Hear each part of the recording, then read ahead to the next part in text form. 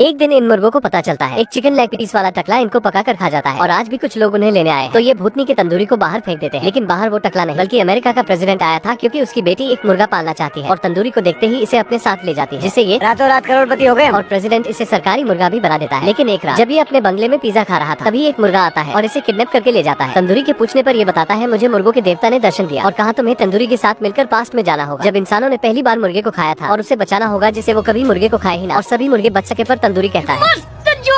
लेकिन बाजीराव से एक सीक्रेट मिलिट्री बेस में लेकर जाता है जहाँ पर सरकार ने एक टाइम मशीन बनाई थी और आज इसकी टेस्टिंग करने वाले थे। पर तभी तंदूरी और बाजीराव को गार्ड देख लेते हैं और इनके पीछे पड़ जाते हैं। तो ये दोनों भागते हुए उस टाइम मशीन तक पहुँच जाते हैं। वहाँ पर जोर से बिजली चमकती देख पायलट चड्डी गीली करते हुए भाग जाता है, जिसका फायदा उठाते हुए ये दोनों मुर्गे मशीन में बैठ जाते हैं। तो तंदूरी सांप बना दे, सांप ऐसे लहरा और मशीन को उस टाइम में ले जाते हैं, जिसके 2 दिन बाद इंसान पहली बार मुर्गा पकाने वाले थे। पर तंदूरी इससे बिल्कुल भी खुश नहीं होता और वापस जाना चाहता है, पर मशीन की बैटरी लो हो जाती है। 2 मुर्गे अमेरिका की खुफिया लेब से टाइम मशीन उड़ाकर अतीत में पहुंच जाते हैं, लेकिन लैंड करते ही शिकारी इनका गोलियों से स्वागत कर देते हैं। तो ये दोनों लेकिन तभी एक मुर्गा मंडली इन दोनों को बचा लेती है और अपने घर लेकर जाती है, जहाँ बाजीराव उन सभी को बताता है कि हम भविष्य से आए हैं, अगर कल के त्योहार से हमने मुर्गों को बचा लिया तो बल्ले बल्ले हो जाएगी। पर कोई उसकी बातों पर ध्यान नहीं देता और मुखिया कहते हैं। फिर मुर्गों का मुखिया सभी मुर्गों को काम देता है कि जाकर देखो शिकारियों ने आगे क्या जाल बिछाया है। तो ये सभी निकल पड़ते हैं, पर तंदूरी और जेनी देखते हैं कि शिकारी मुर्गों को पकड़ने के लिए जाल बिछाकर चले गए हैं। तभी ये भूतनी का तंदूरी नीचे गिर जाता है, जिससे सभी जाल बेकार हो जाते हैं। इससे जेनी बहुत खुश होती है और कहती है और ये मिलकर वैसे ही सभी ट्रैप को खराब करने लग जाते हैं। लेकिन तभी शिकारी भेड़िए इनके पीछे पड़ जाते हैं, जिससे ये काफी हैरान होते हैं क्योंकि शिकारी इनके घर के बहुत करीब आ चुके थे। तो ये भागने लगते हैं, उन्हें बचने का कोई तरीका समझ नहीं आता। तो तंदूरी जेनी को टाइम मशीन में ले जाता है। तभी शिकारियों के लीडर को बहुत अचंभा होता है और वो बीड़ी की दुकान तो तंदूरी जेनी को अंतरिक्ष में ले जाता है, जिससे जेनी को विश्वास हो जाता है कि ये 1.5 फुटिया भविष्य से आया है। फिर ये दोनों वापस धरती पर आ जाते हैं। तो टाइम मशीन तंदूरी को कहती है बैटरी फुल है, अगर तुम घर जाना चाहो। पर तंदूरी उसे मना कर देता है क्योंकि अब वो भी जेनी को पसंद करने लगा है। तो टाइम मशीन कहाँ वो और कहाँ तुम।